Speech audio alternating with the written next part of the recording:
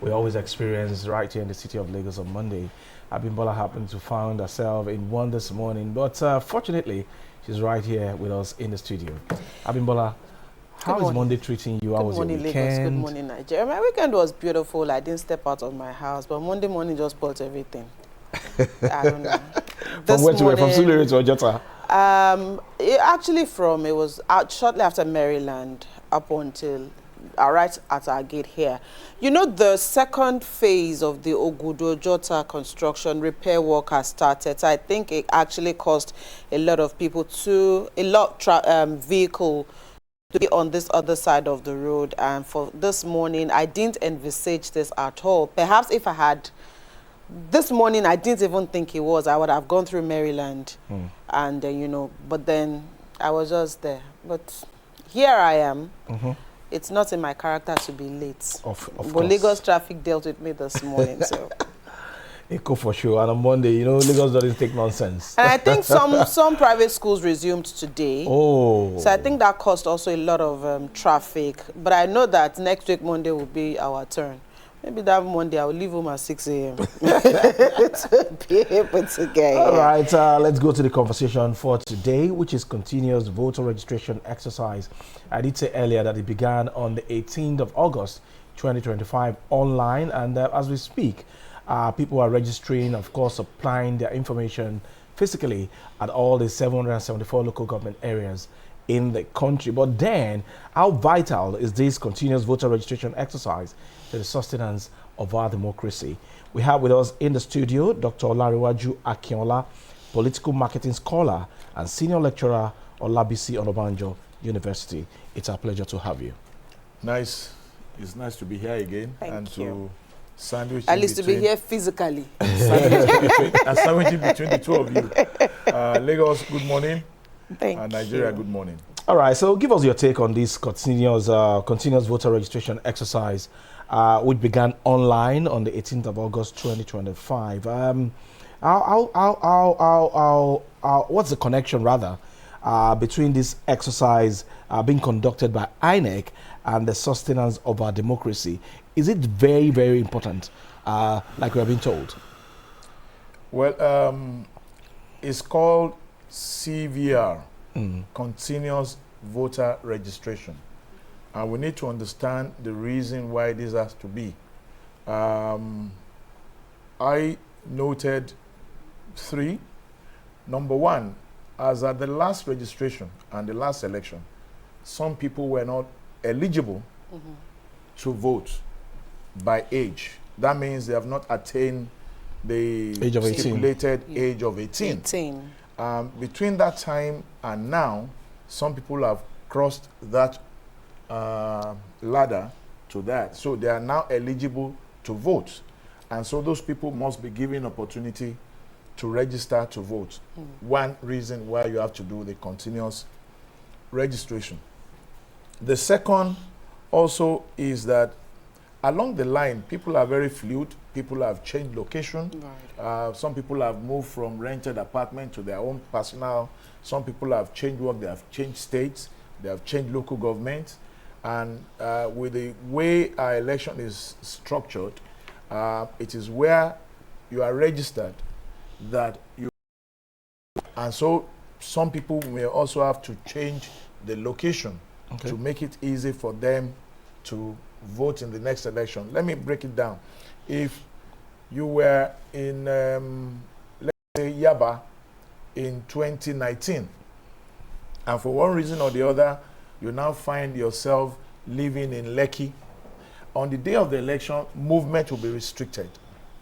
And so you may not be able to move from Yaba to Lekki to go and vote. You can now change your voting location from Yaba to Lekki to make it easy for you. Your voting station should be a walking distance from wherever you live. And so that's why you need this continuous voter registration, so that people can change their location as it were. So it is very, very key that continuous voter registration must continue to take place. Okay. All right, Dr. Akinola, I like the fact that you refreshed our memories why it is important that, you know, Nigerians must participate in this particular exercise, especially by age, for a lot of people who had not attained the voting age before the last election, and the fact that it is a continuous process. INEC did say that during the beginning of this exercise about 2 weeks ago, they started by opening their portal, and in less than 2 weeks, the portal had gained traction for over 2.5 million Nigerians.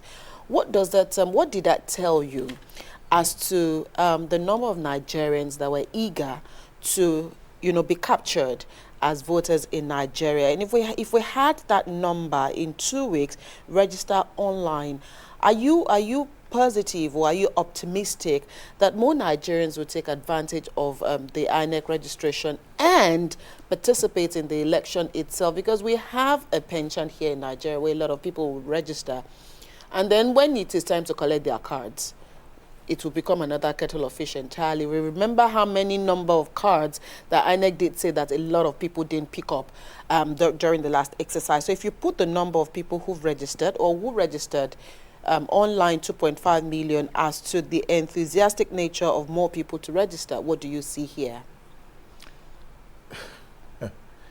Well, let me give you this figure so that we can understand what we're saying.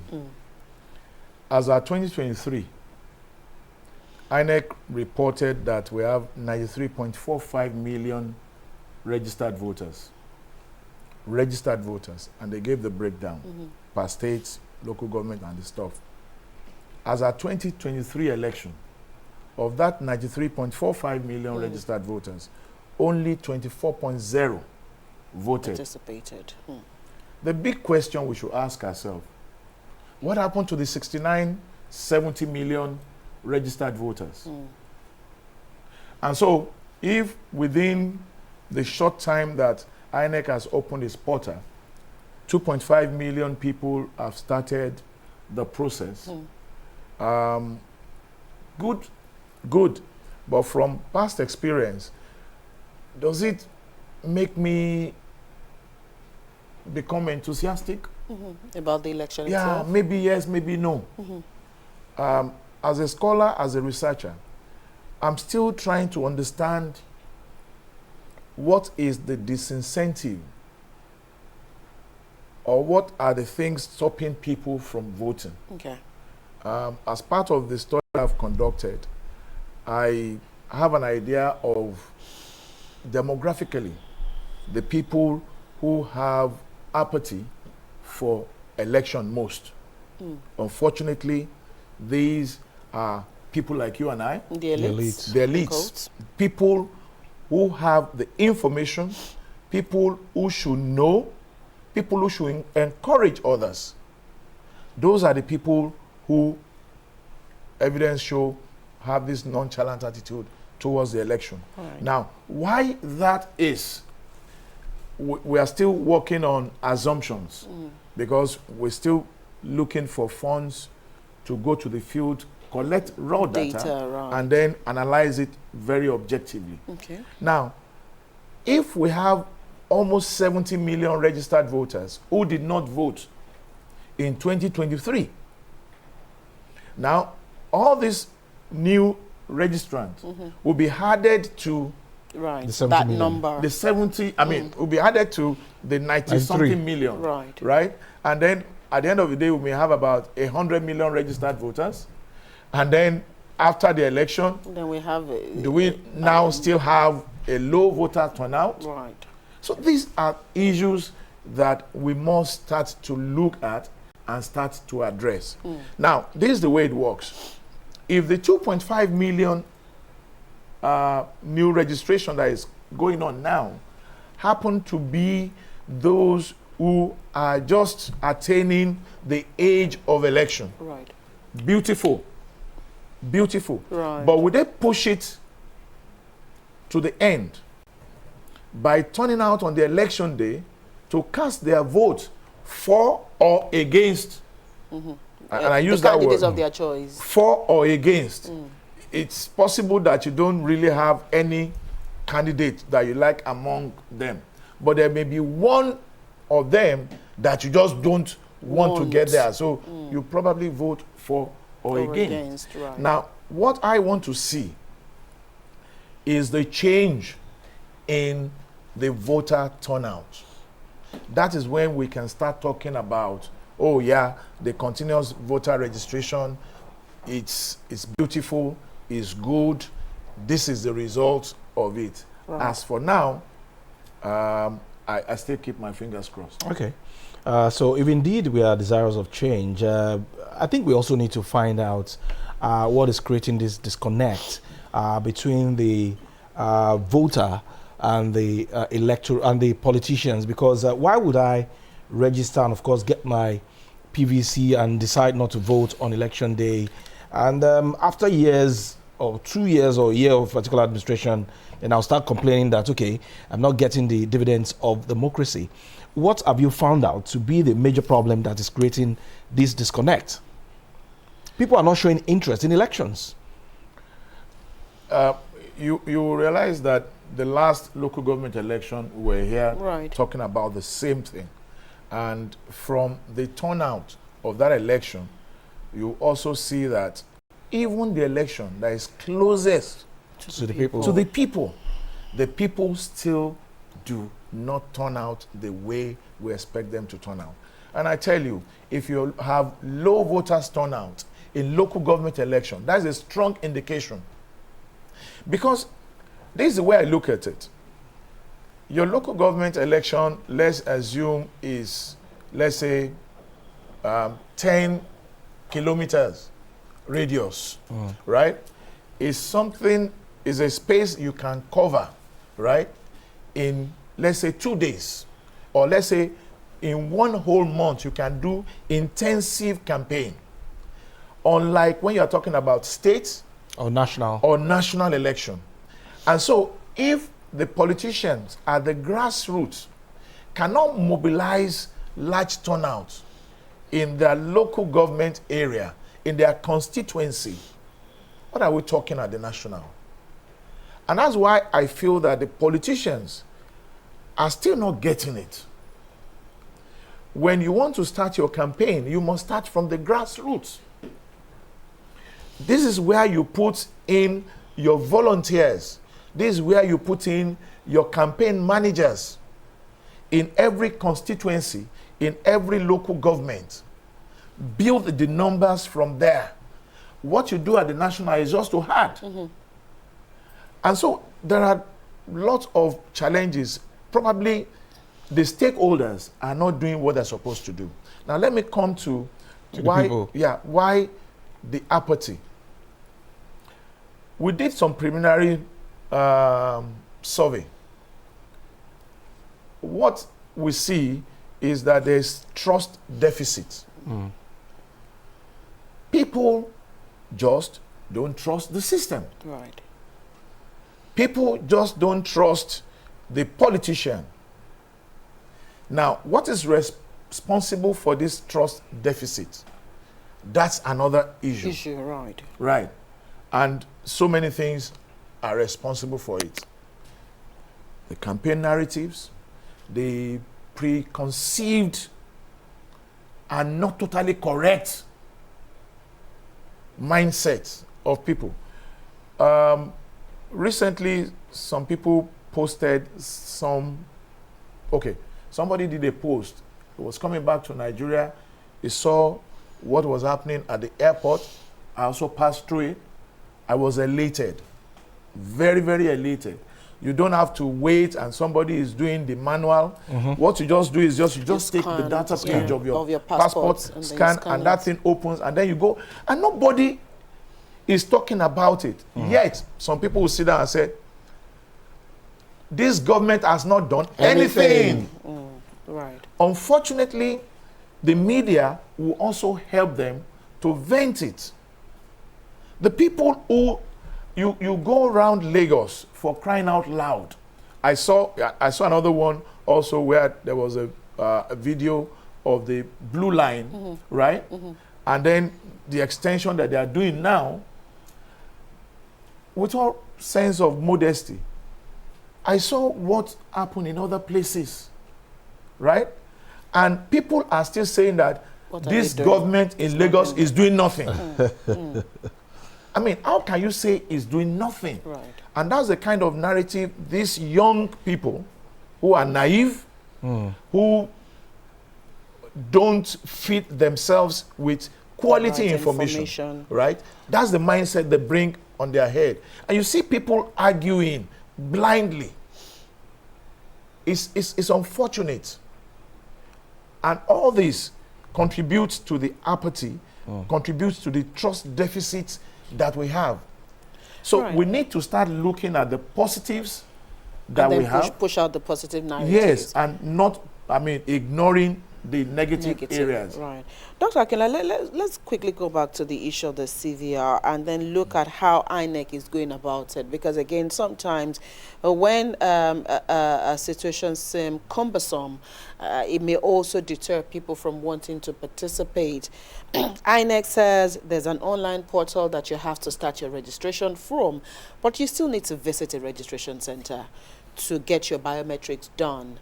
So if we are embracing technology, can't we embrace technology the full hog and allow people to also do their biometrics updates online and also perhaps give their fingerprints also online? Why do we need to start the process from the online and then still move to a physical registration center to complete this? I know you're not an INEC official, but is this also able to deter people from, wanting to participate in the exercise? We've also heard people say sometimes weekends you don't find the officials at their duty post, or there's nobody there Saturday, Sunday to attend to their needs. And meanwhile, some people work during the week and perhaps can only go to these centers during the weekend. How best do you think INEC can, go around these issues so that everybody can participate in this exercise? One, it's good that INEC is at least listening to the public. Okay. In one of my studies, we identified that the process of registration and the process of election is too cumbersome. Okay. You get to a registration center and you spend the entire day. Now, that's not encouraging. Right. Now, you can start your registration process online, even using your social media platform. Right? I tried to check before I came into the studio. Did it work? Yeah, okay. And I see that that platform is alive and working. Right. Now, this is the way the online system works. Now that there is no pressure on it, it's easier. Right. Now, the day INEC now puts a deadline, everybody will start coming. Everybody now wants to go and do the same thing. At the same time. So it's like there is a funnel, right, that has a capacity for, let's say, 100 at a time. Now, less than 30 people are going there, so they can walk in and walk out seamless. freely. Yeah. But now, at that point in time, 2,000 people wants to pass through that same funnel created for 100 people. You are going to have some challenges. Right. But the truth of the matter is also, INEC needs to also talk to its officers at the local government desk and the state desk. Okay. Because this is where some of the challenges come to play. Now, most of the times you get to these places, you find the staff who attends to you as if they're doing you a favor. They're doing you a favor. I mean, they give you this feeling that even this job I'm doing, I'm not happy. Then resign. I mean, so these are challenges. Maybe INEC needs to train its people. We have a situation where the prospective voter is just trying to do it. Now, it's now meeting another brick wall that is not enticing and welcoming. Is a negative. So when we do this pre-registration process online, INEC should please ensure that they monitor the staff who will be attending to people physically. Right. Now, let me tell you, I'm not an INEC staff. Sure. but I will share a few things that I know. When we were doing an NIN and BVN, right? You have to go and do your capturing. Right, your biometrics. Biometrics in the bank or wherever. You see, people think that going online saves everybody. Yeah, but it's also very dangerous. Very, very dangerous. Countries where everything they do is linked to the internet and online. If you get a crazy person who can bridge it, you bridge the entire system. True. Now, my fear is that, yes, let everybody complete their registration. Again, do you trust the politicians? The politicians who, again, want to win by all costs, may also now set up a place where they can subvert all that process. So INEC needs to have control over their plan. And at the end of the day, the buck stops on their table. Okay. So they need to do more explanation on why we need to do pre-registration online and then do the physical aspects. Okay, Dr. Aknal, I do agree with some of the fears that you raised just now, but looking at the world today, virtually everything that we do is automated. You just gave an instance of what happened at the airport here. These online registration and the interest being shown by Nigerians, does that give you the confidence that come 2027, we might be ripe for electronic voting?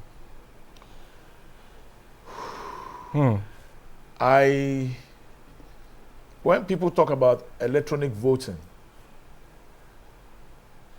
I know that in the US, they don't do electronic voting. They just do the vote ahead. Yeah. I know that in UK, they don't do electronic voting. Are we mistaking what electronic voting is? Yeah, I mean, people need to understand. Okay. Now, what they do in the US that I'm conversant with is that some people will not be chanced to go out on the election day. Those people will request their electoral officer or their electoral organization to send them the ballot. Right. All right? They will send them the ballot by post. Yeah. They will cast their vote, seal it, and post it back. Ahead. So that's what they do by early voting. Early voting. But those votes will not be counted ahead of the election. Right. As a matter of fact, it's counted last. After, yeah. Now, what we do here is also electronic accreditation. Where the BVAS is used? Yes, which saves a lot of time. All right? It saves you a lot of time. Now, all they just need to do is just to take your picture. When they take your picture, your data comes, then they give you the voter's card. That means you are an accredited voter. You have registered, and then you go and cast your vote, right? Now, what I also know that they do in other places is that they will physically count those ballot papers. They'll count it. At the same time, they'll also scan those ballot papers electronically. Okay. And then verify to be sure that, okay, this data that we got through electronic and the one that we got through the physical counting synchronized. That explains to you why in some states in the US, they resorted to physical count. Yes, true. Because people, Donald Trump said the election was rigged. Who was manipulated. You understand? He said the election was rigged. Right. Oh, people, they were just doing this. I would say, no problem. Bring out the ballot paper. Let's count. Let us count it physically. So when we're talking about electronic voting, Doctor, perhaps what we should be looking at will be probably also issues around early voting and voting, diaspora voting, rather than say electronic voting, because maybe sometimes we also misuse words and then we're not sure what exactly it is we're doing. So maybe we should be thinking of introducing diaspora voting and early voting, but all votes will be counted, on election day as against electronic voting. I agree with you perfectly, and I think what we, the elite and the media, should be advocating for is that. Okay. And let me give you the reason. I was trying to do a count of those who are technically disenfranchised. On election day, you are not likely to vote. Oh, most definitely. Especially those of us who are in the studio. I know you for some time. You are not likely to vote. The camera people are not likely to vote. They are on duty, right? The military and paramilitary personnel in this country are not allowed to vote. Okay? Now, the core members, some academic staff members who will be on election duties will be used as INEC ad hoc staff. They run into millions. If you look at 74 local governments. And you look at over 700,000 polling units, and then you put an average of, let's say, 4 or 5 people in each of those polling units. Give me, you are looking at millions, right? Those people are disenfranchised, right? And possibly those people also registered. True. So if we are looking for the 69 million people who don't vote on the election day, you may find them there. All right? So for me, I think we must start advocating for early voting.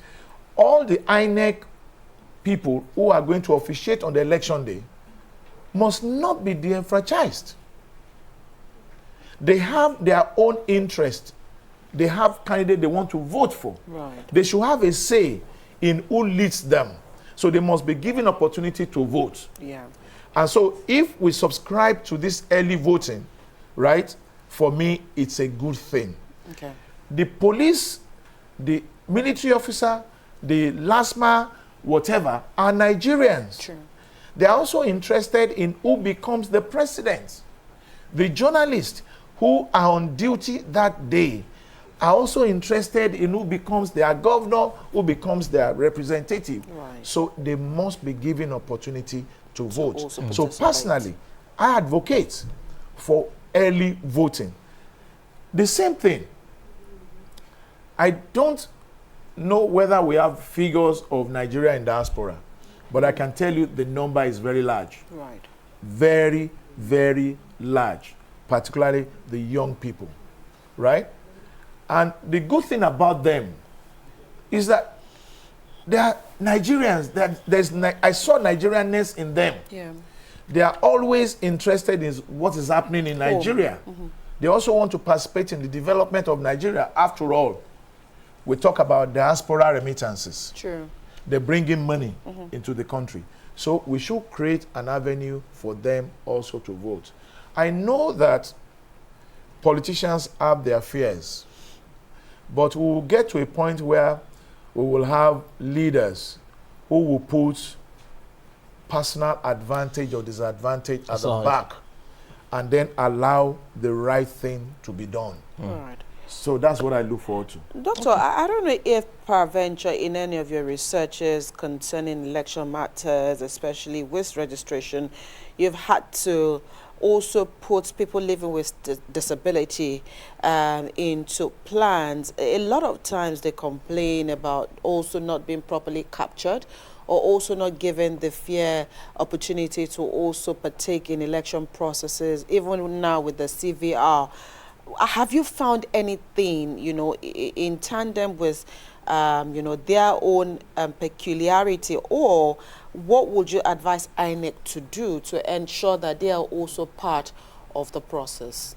I remember watching a stakeholder meeting, I think organized by INEC before the last election, where they brought in various stakeholders, and they brought in representative of these people with disability. Right. I remember their leader strongly advocated for them and also acknowledged some of the changes that INEC has done.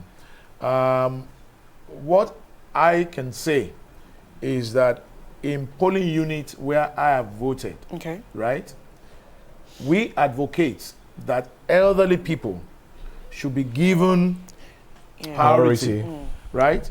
Now, if we are giving elderly people priority, you can now imagine somebody with disability. That person should be given priority plus.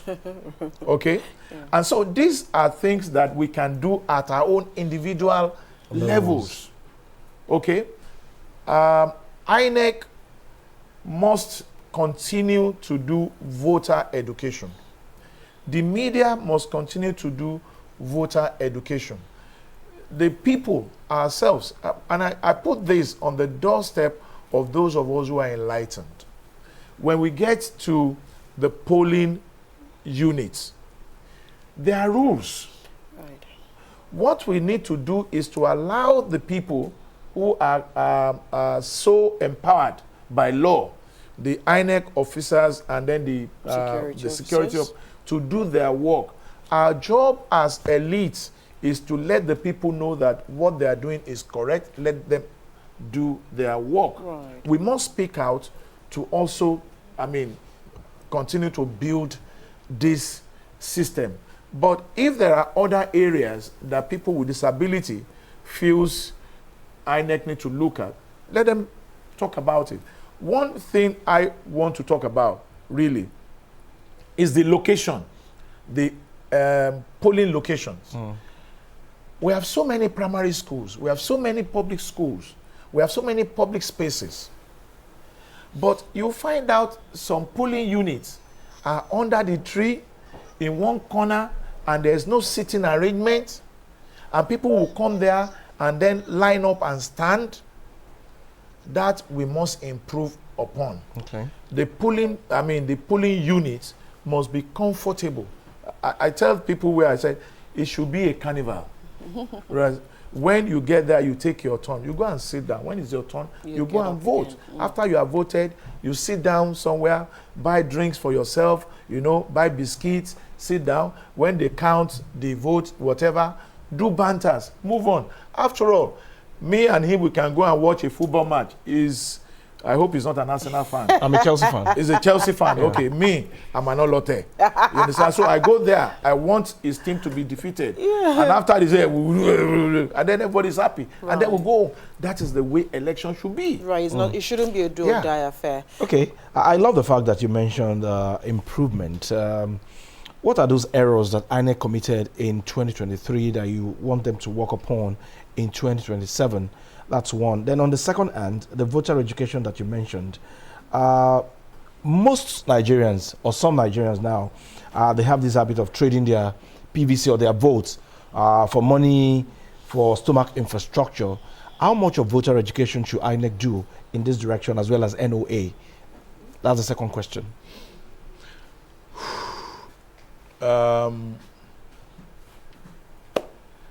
You tell people, don't sell your vote. You tell them the implication of selling their vote. What else do you want to do? Are you going to cut their head and put it there? No. We've continued to shout, don't sell your vote. But people still sell their votes. What about the politician making the offer? Well, again, let us also feel for the politician. Jibola, it's so easy to see the politician as the problem, the genesis of every problem. Just decide that you want to contest, right, as a councillor, and then you see what the politician is saying. The day you put your poster outside, when you are waking up in your house, it is people from your neighborhood that wake you up. Someone whose wife got pregnant, you must take care of the pregnancy. Someone whose old parent died, you must do the burial. You understand? Now, the politician, you see, I keep saying it, election is a transaction. It's a transaction. Somebody is contesting to win an election, right? He has paid for registration. He spent so much money to canvass, he doesn't want to lose. And then in marketing terms, marketing is not advertising. is meeting the target market's needs at a profit. So if I want you to vote for me, and I know you are not interested in all my good talk, my good roads, schools. You are not. You told me to my face monetize it. that I'm not interested in all that you are saying. What are you giving me? You understand? And I know that if I give you money, you probably vote. Okay. There was a candidate in 2023 election who said, I will not pay shishi. Right? We saw how far is not paying shishi got him. Okay? So there are different types of the electoral market is not homogeneous. Some of us will not collect money to vote. But some people will collect money to vote. For those who will collect money to vote, right? If I want to contest and you want to collect money to vote, and I know that it's not against the law, at least I will not go and give you the money in the polling unit. I can visit your house and then give you money. Even in the US, do you know they do food bank? Yeah. They give, I've seen situations where Donald Trump was giving giving t-shirts, right? You know what this billionaire did for in the last election in the US? Yeah. When he introduced the lottery and was giving people 1 million. So when we talk about some of these things, people feel, oh, this thing is just peculiar to Nigeria. No, no, no. It is global. It's a global phenomenon. The only thing is that the media in Nigeria is very loud. And then we will always shout whatever we see. So if the people are not interested in money, right, and they are interested in what the politicians will do, right, it will be better for everybody. Now, you ask what INEC did not do right. The flaws of 2023 that Now, they should work upon as we look forward to 2027. I know they trained their staff. They also need to do the continuous training. Unfortunately, the people they trained in last election will not be available for this next election, right? Some of these young people also, their orientation and philosophy is that, oh, I'm going to work in the election. It's an opportunity for me to make money. So don't let us just blame the system alone. Let us also blame our own personal orientation, the sense of service. And even the police officers, they are handicapped. They just stay there. They are overwhelmed by the local politicians, right? But I see that between 1999 and now, Nigeria's election is not where it used to be then. Right. We have moved. And then some of these allegations, people still talk about the pad numbers for crying out loud. No, no, no, no. It's so easy now. If you are rigged, if you have your data, you can go to the court. Right. Because each result at each polling unit is declared and signed, and you get a copy. Okay. Doctor, we do know that as much as this is a continuous exercise, it does close at certain times for INEC to also clean up and produce those cards. So this current exercise will last for about a year. It's going to last up until August 25, 2026. And so does this give ample time for enough Nigerians to participate in the program? Because we do know that 18 years, definitely, many people will turn 18 in the next 1 year. Many people may change addresses in the next 1 year, could have reasons why they need to change their location or that. So this 1 year period that this CVR will be ongoing for, what's your charge to Nigerians, especially for those who also may have it at the back of their minds, that my votes may not count, so why do I want to get a voter card? Well, let me start from where you end. And I'm speaking to young Nigerians. I'm speaking to my children, right? My students, young Nigerians. the key to who gets into office in the next election, you hold it in your hands. Now, let me tell you the way election works. For those of us who do political marketing and strategize for politicians, there are 3 categories of voters. The voters who will vote for you, no matter what, rain, sunshine, thunderstorm, they will vote for you. They are loyal to your party. The voter who will not vote for you, no matter what, they will vote for the your opponent. They belong to the other party. Then you have some voters who are in between that we call the undecided voters. Right. Right? They are not sure of who to vote for. Within that bracket, you also now have those who have never voted. Right.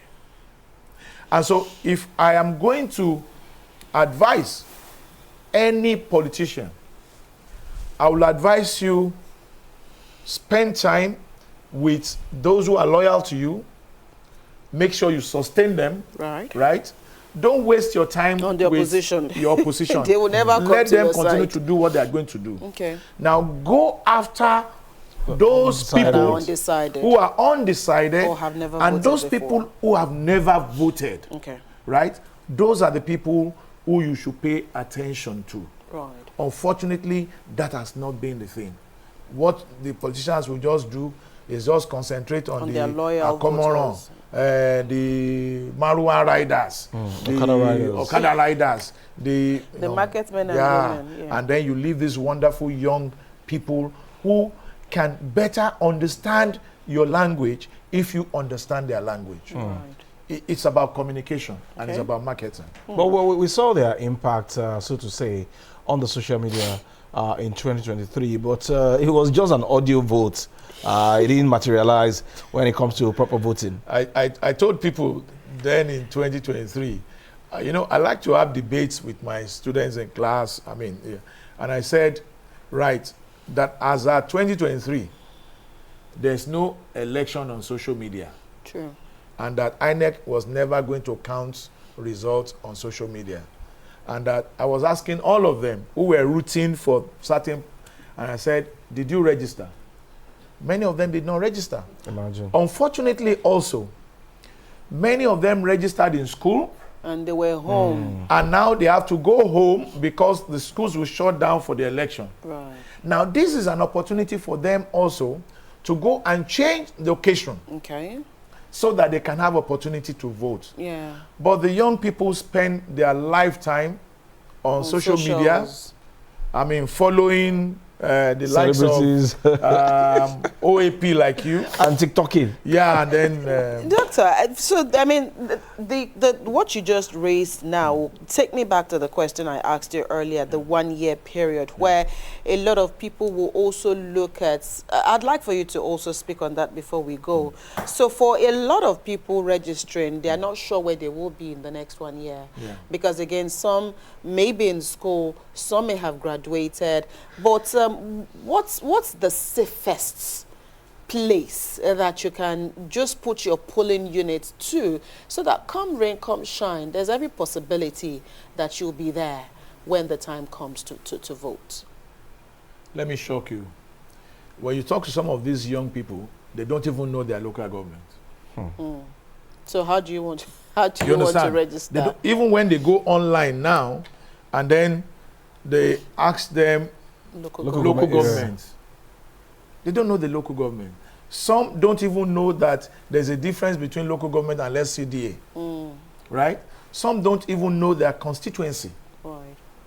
So when you are picking the location where you want your election To be domiciled. you probably also don't have the necessary information. So what I say at this point is that young people who are just registering should take a little bit of time to understand, Yeah. right? oh, it is on that election, they say, I can't find my name here. You will not find your name there because that's not where you registered. Yeah, and then people should also not mistake it for your local government where you actually hail from and not where you'll be voting, because again, some of these things can... Now, for me, I will advise young people who are just registering, particularly if you are in school, start your registration, but you will be at home during the election.